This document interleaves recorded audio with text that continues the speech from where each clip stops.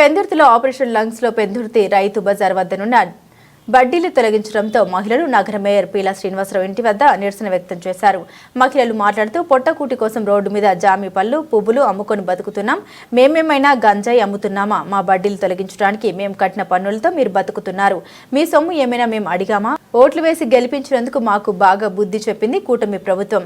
గత ప్రభుత్వం మాకు పొట్ట కొట్టలేదు, మా బ్రతుకు దారి చూపించండి అని ఆవేదన వ్యక్తం చేశారు మహిళలు.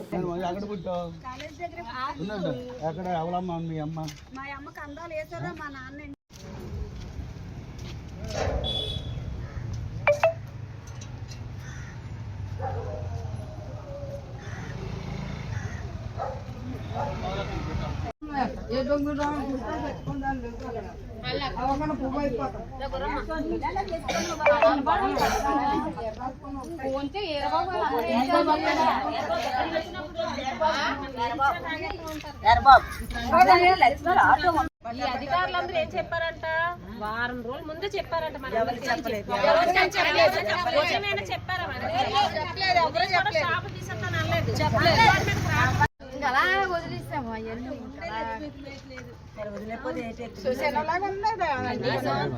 ఛాన్స్ అని ఇచ్చారా?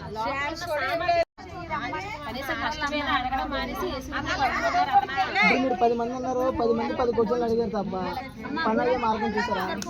మనకే ఆలోచన ఉంటాయి. అతను ఇప్పటి నుంచి రాజకీయాల్లో పాతిపోయారు.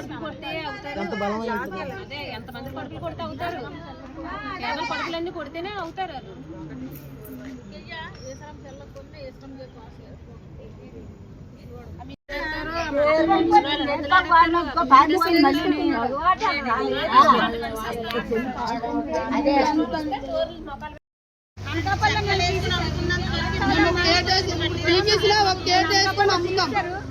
ఈ రోజు అమ్ముకుంటున్నారు. అప్పుడు మనుషులు కడతారు, మరి ఎక్కడ పోతారు?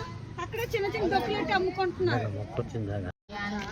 దానికి లైసెన్స్ అడుగుతున్నామా? న్యాయబద్ధంగా 500 తీసుకొని ముందు 25 రూపాయలు అన్న 25 రూపాయలు కట్టుకొని 2000 ఒకసారి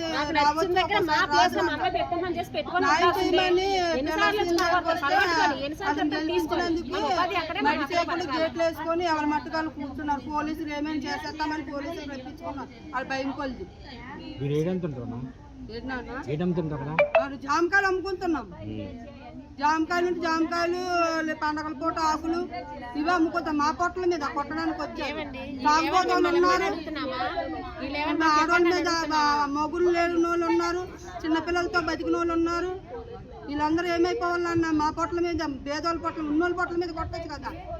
ఆ షాపింగ్ మాల్లు అవన్నీ ఉన్నాయి కదా, బైక్ సెంటర్లు అవన్నీ ఉన్నాయి కదా బయట. ఏంటి న్యాయం అంటే అందరికి ఒకలాగే జరగాలి. ఒక లైన్ గా ఎక్కడెక్కడైతే ప్రజలు బతుకుతారో, రూపాయి నాలా పని చేసుకొని కూలి పని చేసుకొని బతుకుతున్నారో అలాంటి షాప్లే చర్చి లేదా దేవుడి దగ్గరికి వెళ్తే భయమా? గవర్నమెంట్ మరి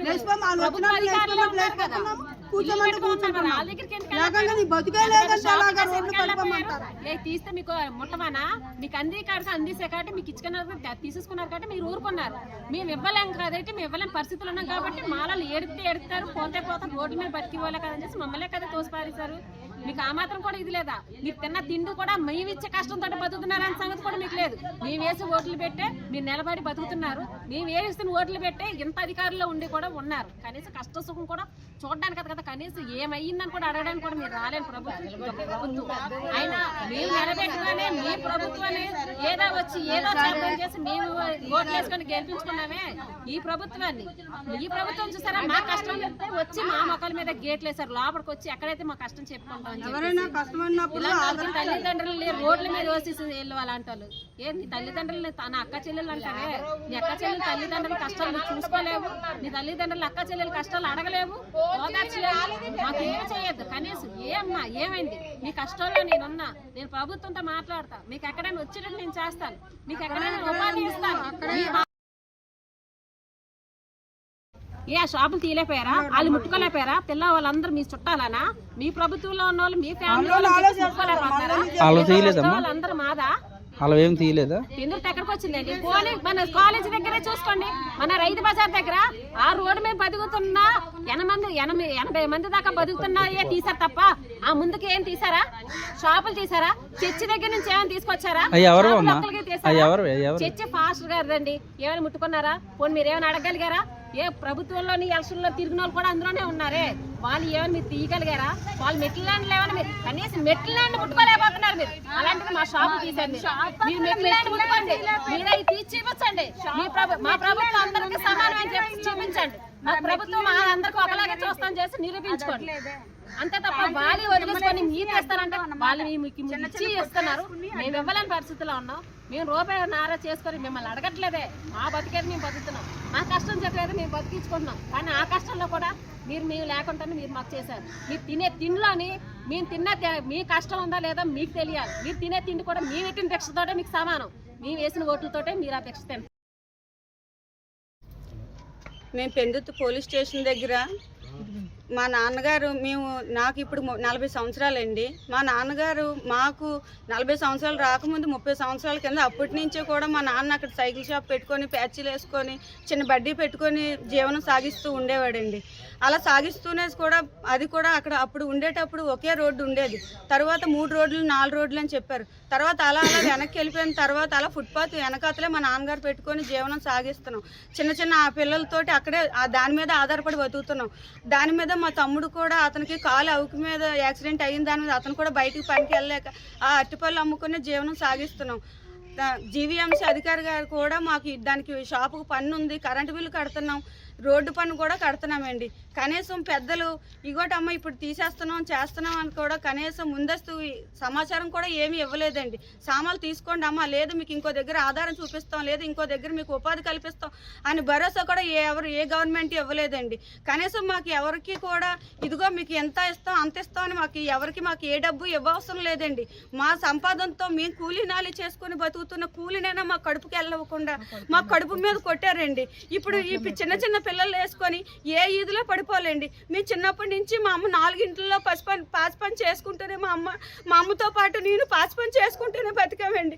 బతికి ఇలా ఇన్నాళ్ళకి ఆ కొట్టేదో తీసుకొని చిన్న అట్టుపల్లి వ్యాపారం పెట్టుకొని దాని మీద 10 మంది కూర్చొని అలా ఆ 10 మందికి కడుపుకి కూడు పెడుతుంది ఆ కొట్టేనండి. అలా పెడుతున్నప్పుడు కనీసం సమాచారం ఇవ్వాలి కదండి. గవర్నమెంట్ మాకు ఏమి ఇవ్వవసరం లేదండి, మాకు ఎవరి సొమ్ము అవసరం లేదండి. మా కష్టార్జితం మాకు ఉండనివ్వండి, మా కష్టం మమ్మల్ని తినివ్వండి. బయట సొమ్ము మాకు అవసరం లేదు, గవర్నమెంట్ సొమ్ము మాకు అవసరం లేదు, నాయకుల సొమ్ము మాకు అవసరం లేదు. మాకు ఇప్పుడు ఎలాగైనా సరే మాకు ఇప్పుడు జరిగిన నష్టానికి కూడా మాకు ఎక్కడైనా న్యాయం జరగాలి, మాకు ఎక్కడైనా స్థలం చూపించాలి, మాకు ఉపాధి ఉండాలండి.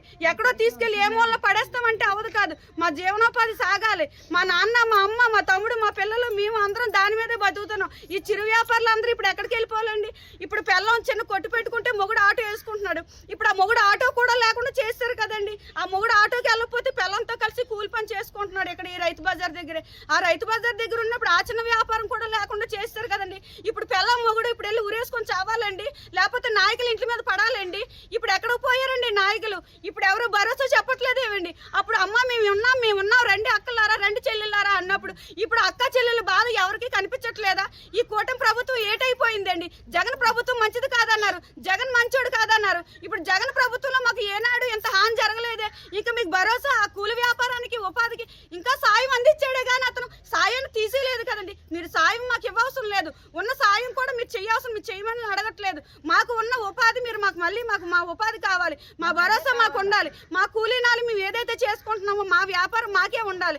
మీరెవరు మాకు న్యాయం ఇదే చెయ్యాలి. ఏ నాయకులు వచ్చినా మేము ఎవరి మీద తిరగబడట్లేదు, ఏం చేయట్లేదు. మా బాధ మా రోదన చెప్పంటారా? మేము రెల్లికోనలో ఉంటున్నామండి. మా అబ్బాయి చచ్చిపోయాడండి, మా ఆయన చచ్చిపోయాడండి, మా కోళ్ళ మెంటలు అయిపోయిందండి, 3 మనవరాళ్ళండి. రైతు బజార్ కాడ ఏదో చిన్న బుట్ట పెట్టుకొని అమ్ముకుంటున్నామండి. అది కూడా తీసేశారు. పిల్లసీని ఇంటికి వస్తే పోలీసులు పెట్టి గేట్లు వేసేసారండి. మేము ఎవరికి చెప్పుకుంటామండి? నా పిల్లలకి ఎలా పెంచుకోవాలండి?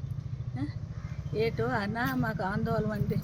ఏం చెయ్యాలో తెలియదు. మీరు మేరీ గారిని కలవడానికి వచ్చారమ్మా? మేరీ గారు కలవడానికి వచ్చామండి. పోలీసులు పెట్టి గేట్లు వేస్తారు. ఎవరు వేస్తారు?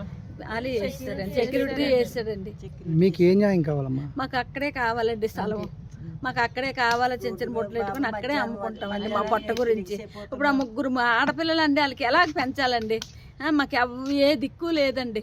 రాత్రి నుంచి ఏడుచుకొని అలాగ ఉన్నామండి. మాకేం చెయ్యదు